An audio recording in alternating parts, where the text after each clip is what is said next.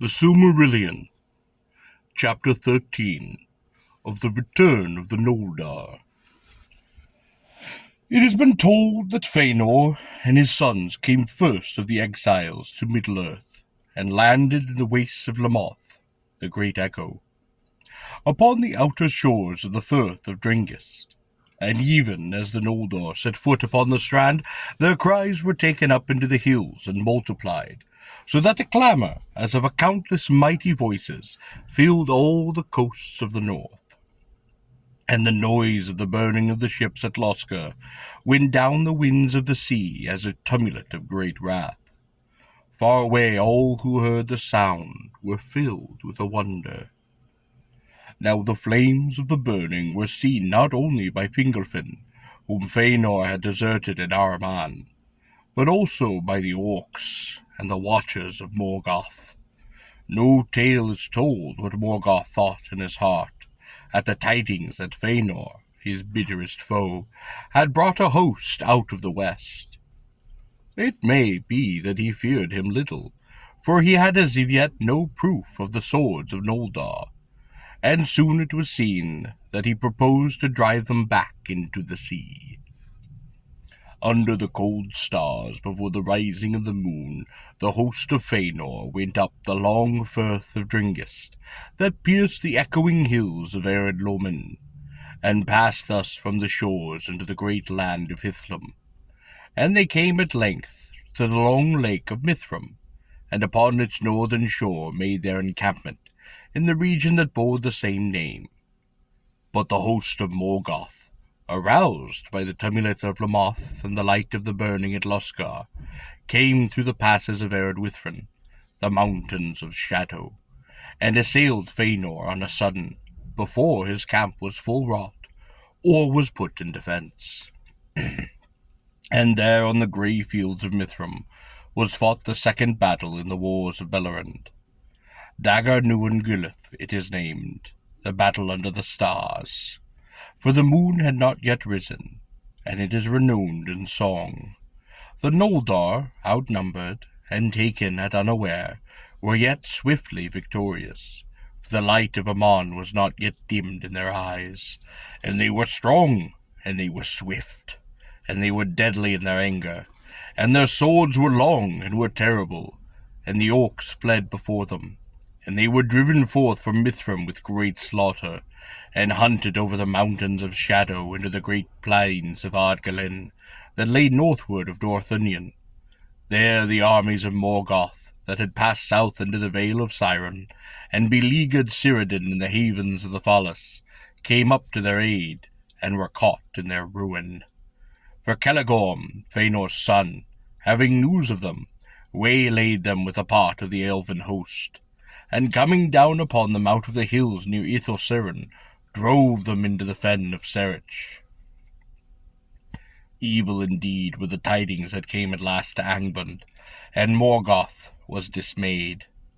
10 days the battle did last, and from it returned of all the host that he had prepared for the conquest of Beleriand, no more than 100 of leaves.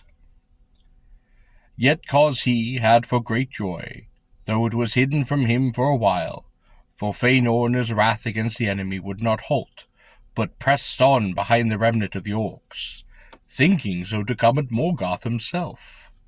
And he laughed aloud as he wielded his sword, rejoicing that he had dared the wrath of the Valar and the evils of the road, that he might see the hour of his vengeance.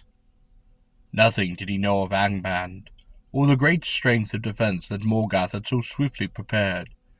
But even had he known it, it would not have deterred him, for he was fey, consumed by the flame of his own wrath.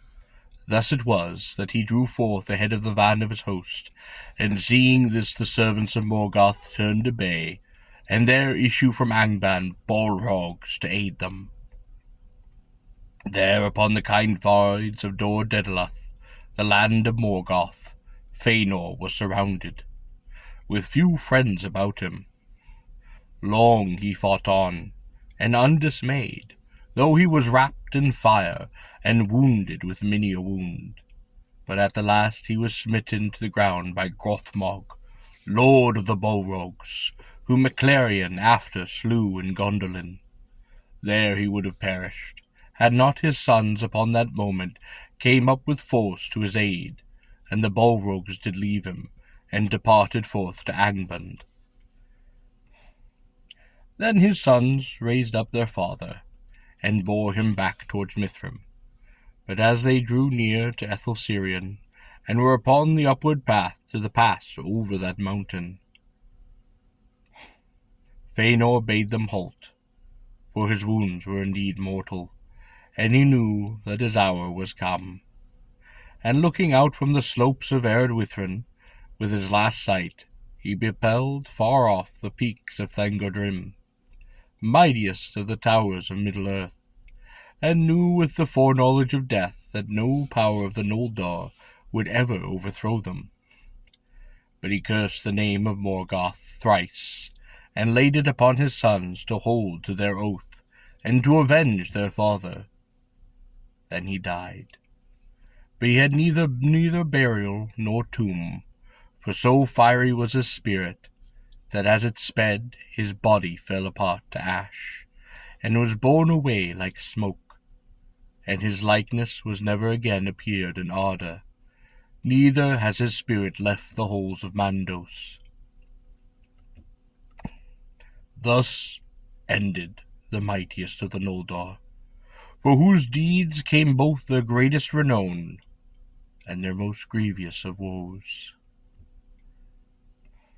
Now in Mithrim there dwelt grey elves, folk of Beleriand, that had wandered north over the mountains, and the Noldor met them with gladness, as kinfolk long sundered.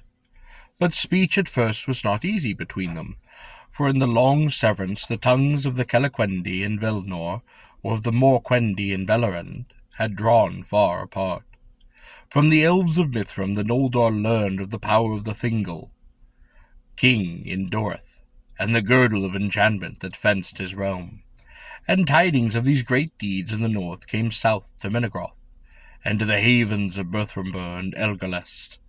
Then all the elves of Beleriand were filled with a wonder, and with hope at the coming of their mighty kindred, who thus returned unlooked for from the west, in the very hour of their need, believing indeed at first that they came as emissaries of the Valar to deliver them.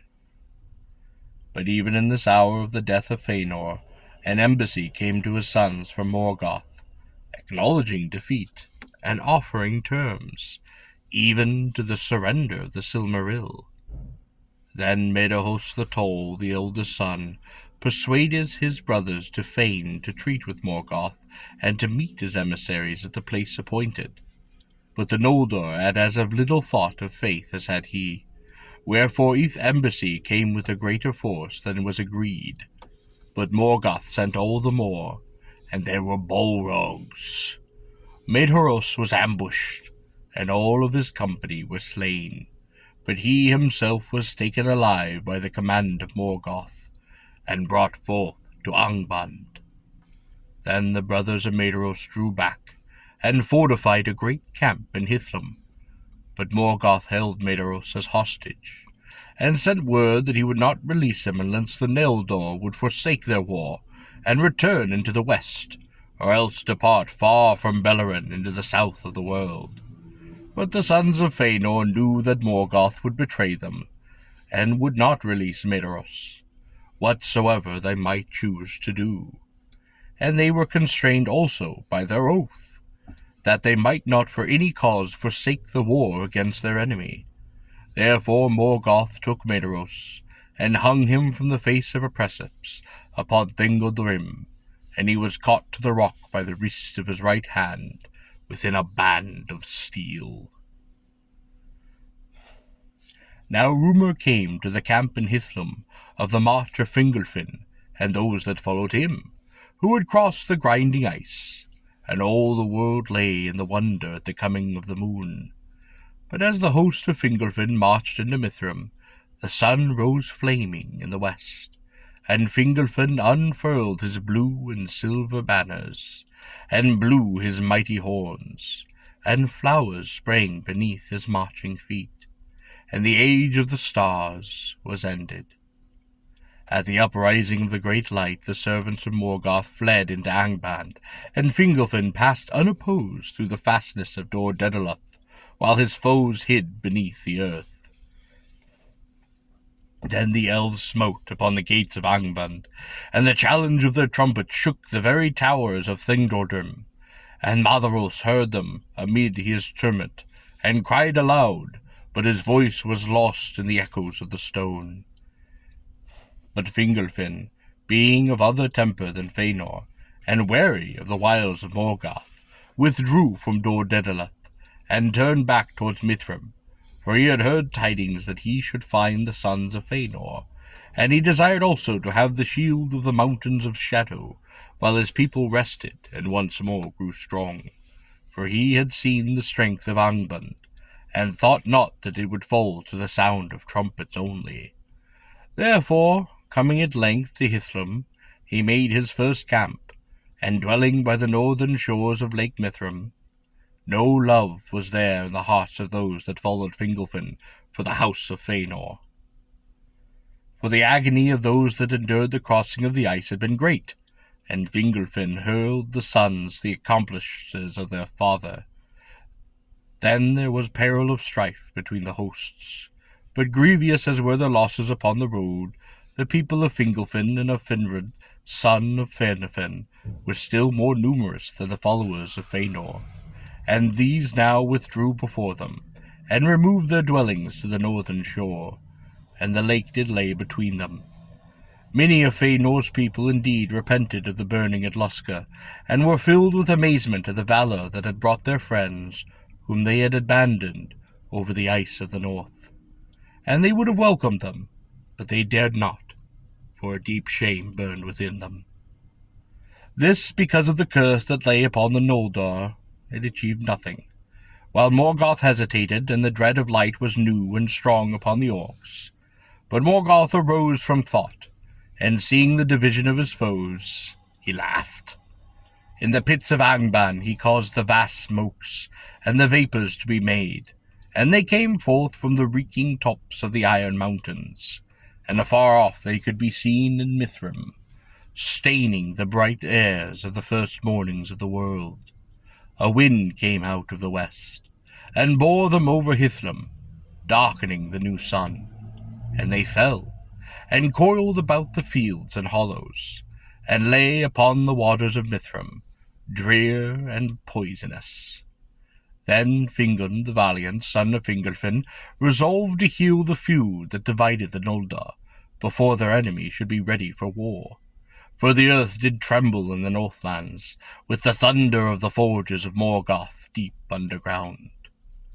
Long before, in the bliss of Valinor, before Melkor was unchained, or the lies became them, Fingon had been close in friendship with Maedhros, and though he knew not yet that Maedhros had not forgotten him at the burning of the ships, the thought of their ancient friendship stung at his heart.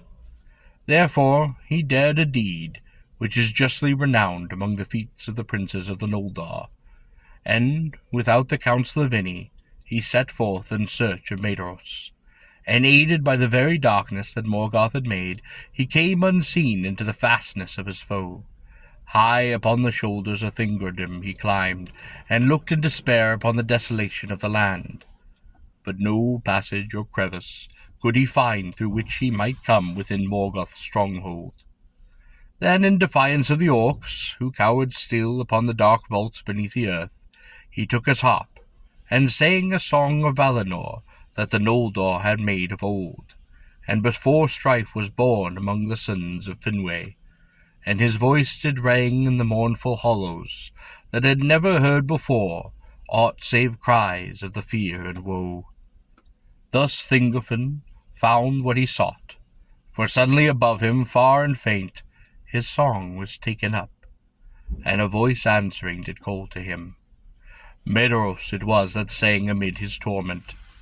But Fingon climbed to the foot of the precipice where his kinsman hung, and then could go no further. And when he wept, he saw the cruel devices of Morgoth. Maedhros therefore hung in anguish without hope, and begged Fingon to shoot him with his bow.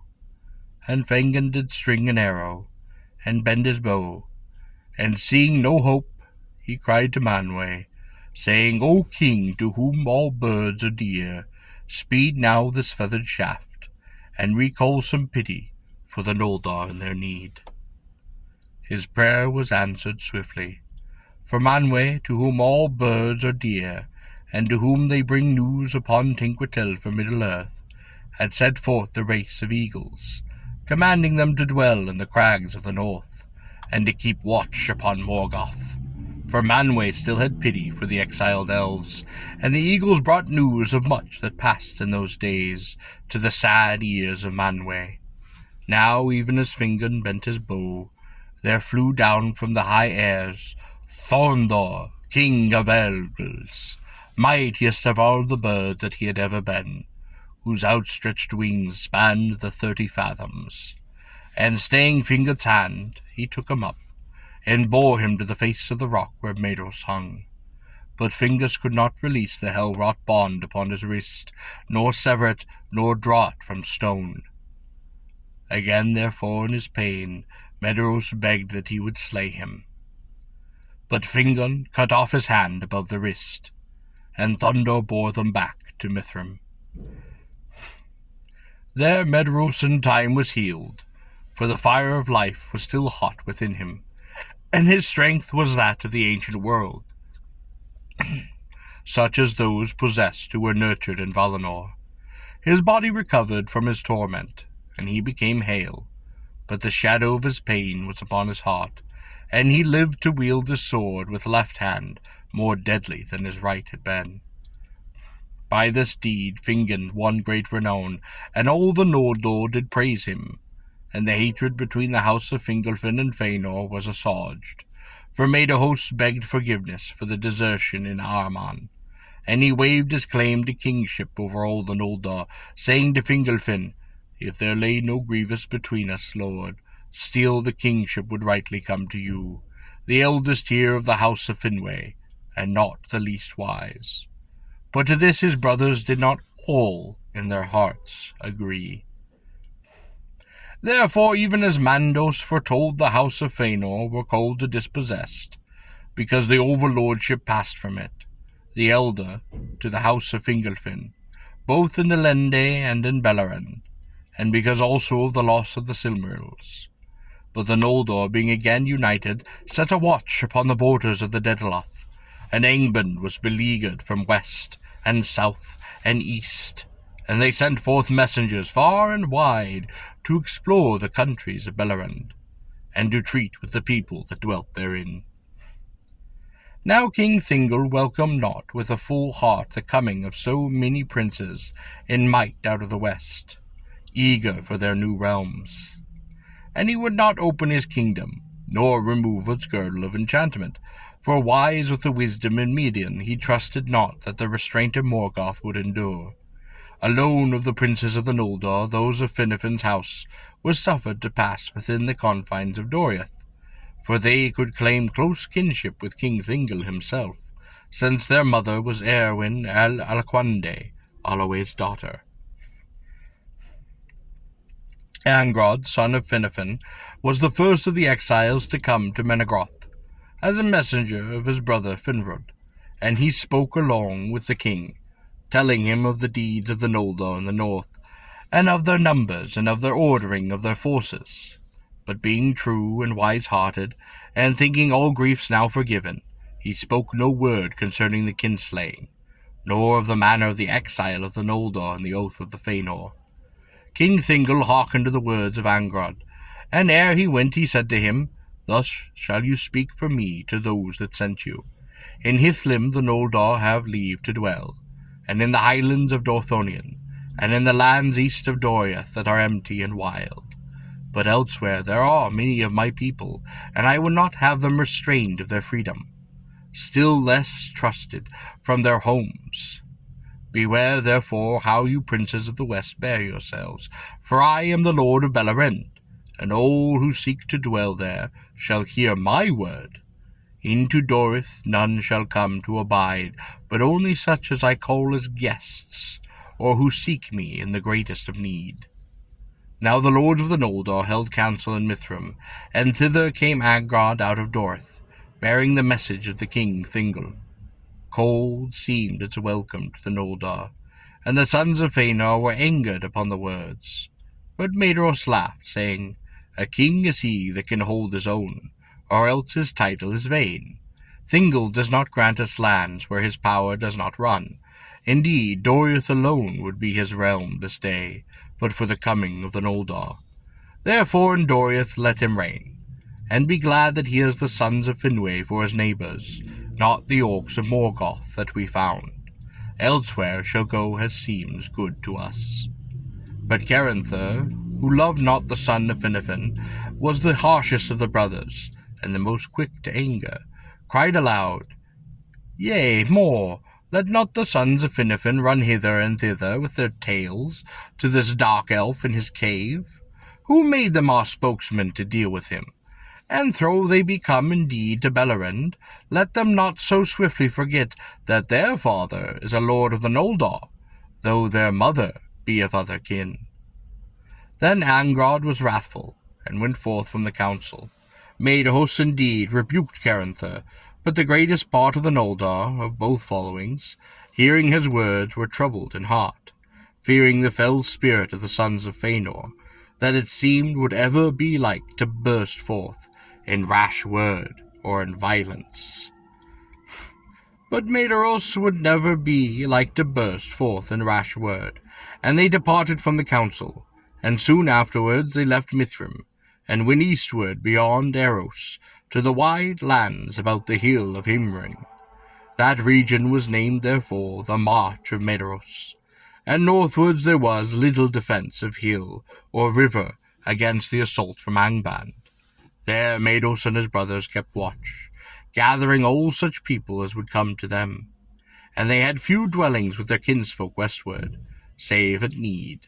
It is said indeed that Maedhros himself devised this plan, to lessen the chances of strife, and because he was very willing that the chief peril of assault should fall upon himself. And he remained for his part in friendship with the house of Fingolfin and Finnefen, and would come among them to times for common counsel, yet he also was bound by the oath, though it slept now for a time. Now the people of Caranther dwelt further east beyond the upper wastes of Gillian, about Lake Haldivar, under the Mount Revere, and to the southward. And they climbed the heights of the Idle Lurin, and looked eastward in wonder, for wild and wide it seemed to them, ere the lands of Middle-earth. And that it was that Caranthar's people came upon the dwarves, who after the onslaught of Morgoth and the coming of the Noldor had ceased their traffic into Beleriand. But though other people loved skill and were eager to learn, no great love was there between them, for the dwarves were secret, and they were quick to resentment, and Caranther was haughty, and scarce concealed his scorn for the unloveliness of the Nogrim, and his people followed their lord. Nevertheless, since both peoples feared and hated Morgoth, they did make alliance, and had of it great profit, for the Nogrim learned many secrets of craft in those days, so that the smiths and masons of Nogrod and Belgrust became renowned among their kin. And when the dwarves began again in journey into Beleriand, all the traffic of the dwarf mines passed first through the hands of Caranther, and thus great riches came to him. When 20 years of the sun had passed, Fingolfin, king of the Noldor, made great feast, and it was held in the spring near to the pools of Tirn, whence the swift river Narag rose. And there the lands were green and fair to the feet of the mountains of shadow that lay shielded them from sorrow. And it was called Merith Adathad, the feast of bounting and reuniting. There came many of the chieftains and people of Fingolfin and Finrod, and of the sons of Fëanor Maedhros and Maglor, with warriors of the eastern march. And there came also great numbers of the grey elves, wanderers of the woods of Beleriand, and the folk of the havens, with Sidon their lord. There came even green elves from Osirand, the land of the 7 rivers, far off under the walls of the Blue Mountains. But out of Dorth there came but two messengers, Mablung and Darren, bearing greetings from the king. At Merith Atherthin many counsels were taken in goodwill, and oaths were sworn of league and of friendship. And it is told that at his feast the tongue of the Grey Elves was most spoken even by the Noldor, for they learned swiftly the speech of Beleriand, whereas the Sindar were slow to master the tongue of Valinor. The hearts of the Noldor were high and full of hope, and to many among them it seemed that the words of Fëanor had been justified, bidding them seek the freedom and the fair kingdoms in Middle-earth. And indeed there followed after long years of peace, while their swords fenced Beleriand from the ruins of Morgoth, and his power was shut behind his gates. In those days there was joy beneath the new sun and the moon, and all the land was glad, but still the shadow brooded in the north. And when again 30 years had passed, Turgon, son of Ingolfin, left Nivrest, and here he dwelt and sought out Finrod, his friend upon the isle of Tol Saran. And they journeyed southward along the river, being weary for a while of the northern mountains. And as they journeyed, night came upon them beyond the mares of twilight, beside the waters of Sirion, and they slept upon their banks beneath the summer stars. But Ulmo, coming up the river, laid a deep sleep upon them, and heavy dreams, and the trouble of the dreams remained after they awoke. But neither said aught to the other, for their memory was not clear, and each believed that Ulmo had sent a message to him alone, but unquiet was upon them ever after, and doubt of what should befall. And they wandered often alone in untrodden lands, seeking far and wide for places of hidden strength.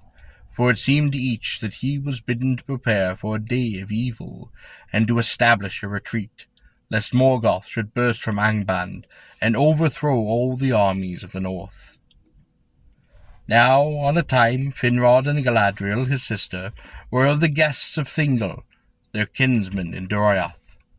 Then Finrod was filled with a wonder at the strength and majesty of Menagorth, and its treasuries and armories, and its many pillared halls of stone. And it came into his heart that he would build wide halls behind ever-guarded gates in some deep and secret place beneath the hills. Therefore he opened his heart to Thingol, telling him of his dream, and Thingol spoke to him of the deep gorge of the river Narong, and the caves under the high Ferroth, and in the steep western shore. And when he departed, he gave him guides to lead him to that place of the few, where few had yet been. Thus Finrod came to the caves of Narog, and began to establish there the deep halls and armories, after the fashion of the mountains of Mingroth. And the stronghold was called Nargothrond. In that labour Finrod was aided by the dwarves of the Blue Mountains, and they were rewarded well, for Finrod had brought more treasures out of Tirion than any other of the princes of the Noldor, and in that time was made for him the Naglamar, the necklace of the dwarves, most renowned of their works in the elder days. It was a carcanet of gold, and set therein with the grim gems uncounted from Valinor, but it had a power within it, so that it rested lightly upon its wearer, as a strand of flax. And whatsoever's neck it clasped, it sat always with grace, and always with loveliness. There in Nargothrond, Finrod made his home, with many of his people, and he was named in the tongue of the dwarves Felagund, hewer of caves, and that name he bore thereafter until his end. But Finrod, Felagund, was not the first to dwell in the caves beside the river Narog. Galadriel, his sister, went not with him to Nargothrond, for in Doriath dwelt Celeborn, kinsman of Thingol, and there was a great love between them. Therefore she remained in the hidden kingdom, and abode with Million, and of her learned great lore and great wisdom concerning Middle-earth.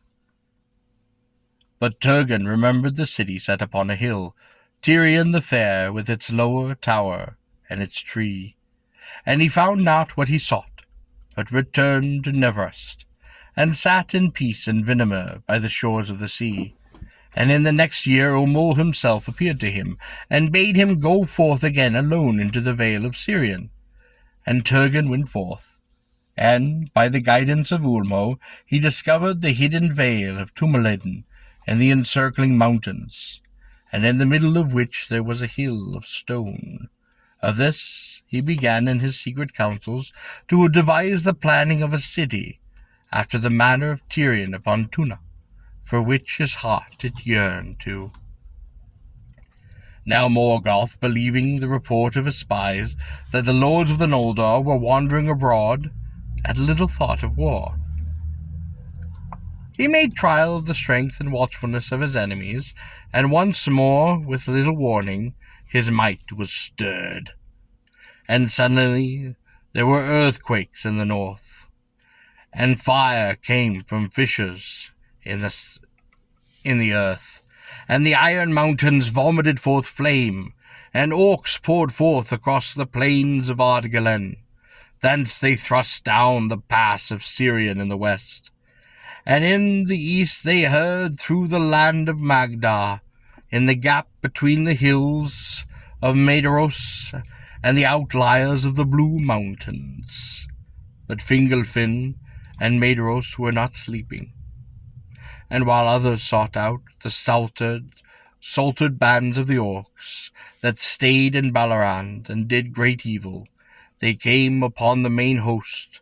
From the either side it was assaulting Dorthanen, and they defeated the servants of Morgoth, and pursuing them across Ardgalan, destroyed them utterly, to the least and to the last, within sight of Angband's very gates. That was the third great battle of the Wars of Beleriand, and was named Dagor Aglara, the glorious battle. A victory it was, and yet a warning, and the princes took heart of it, and therefore drew closer their leaguer, and strengthened and ordered their watch, setting the siege of Angband, which lasted well nigh 400 years of the sun. For a long time after Dagor Aglarab, no servant of Morgoth would venture from its gates, for they feared the lords of the Noldor. And Fingolfin boasted that, save by treason among themselves, Morgoth would never again burst from the league of the Eldar, nor came upon them at unawares. Yet the Noldor could not capture Angband, nor could they regain the Silmarils. And war never wholly ceased in all that time of the siege, for Morgoth devised new evils, and ever and anon he would make trial of his enemies. Nor could the stronghold of Morgoth be ever wholly encircled, for the iron mountains, of whose great curving wall the towers of Thingardrim had thrust forward, defended it upon either side, and were impossible to the Noldor, because of their snow and because of their ice. Thus, in this rear, and to the south, and to the north, Morgoth had no foes, and by that way his spies at times went out, and came by the most devious of routes into Beleriand, and desiring above all to sow fear and disunion among the Eldar, he committed the orcs to take alive any of them that they could, and bring them bound to Angband. And some he so daunted by the terror of his eyes that they needed no chains more, but walked ever in fear of him, doing his ill wherever they might. Thus Morgoth learned much of all that had befallen under the rebellion of Fëanor, and he rejoiced, seeing therein the seed of the many dissensions among his foe. When nearly 100 years had run since the Dagor Aglareb, Morgoth endeavoured to take Fingolfin at unawares, for he knew of the vigilance of Maedhros, and he went forth an army into the white north, and they turned west again, and south, and came down the coasts to the Firth of Dingest, by the route that Fingolfin followed from the grinding ice. Thus they would enter into the realms of Heathlam from the west. But they were espied in time, and Fingon fell upon them among the hills of the head of the firth, and most of the orcs were then driven into the sea. This was not reckoned among the great battles, for the orcs were not in a great number, and only a part of their people of Hithlum fought there. But thereafter there was peace for many years, and no open assault from Angband. For Morgoth perceived now that the orcs unaided were no match for the Noldor, and he sought in his heart for some new counsel. Again, after 100 years, Glaurung, the first of the Uraloki, the fire drakes of the north, issued from Angband's gate at night. He was yet young, and scarce half grown, for long and slow is the life of the dragon. But the elves fled before him to Erdwithrim and Dorthonion in dismay, and he defiled all the fields of Adgalen. Then Fingon, prince of Heathlam, rode against him, with archers upon horseback, and hemmed him along with a ring of 7 swift riders. And Glaurung could not endure their round, with a ring of swift riders, and their darts, and being not yet come to his full armoury, he fled back to Angband, and came forth again, not for many a year. Fingon won great praise, and the Noldor rejoiced, for few foresaw the full meaning and threat of this new thing. But Morgoth was ill-pleased that Glaurung had disclosed himself over swoon, and after his defeat there was the long peace of well-nigh 200 years. In all that time they were but a phrase upon the marches, and all Beleren did prosper and did grow rich, and behind the guard of the armies of the north of the Noldor they built their dwellings and their towers, and many fair things they made in a few days, and poems, and histories, and books of lore, and in many parts of the land the Noldor and the Sindar became welded into a single people, and spoke the same tongue. Thus the differences that did remain between them, that the Noldor and their great power of mind and body, and were the mighty warriors of the ages, and they built with stone, and they loved with hill slopes, and open lands. But the Sindar had the inner voices, and were more skilled in music, save only Magla, son of Fëanor. And they loved the words, and the even sides, and some of the grey elves still wandered far and wide, without settling abode, and they did sing, and did make merry as they went.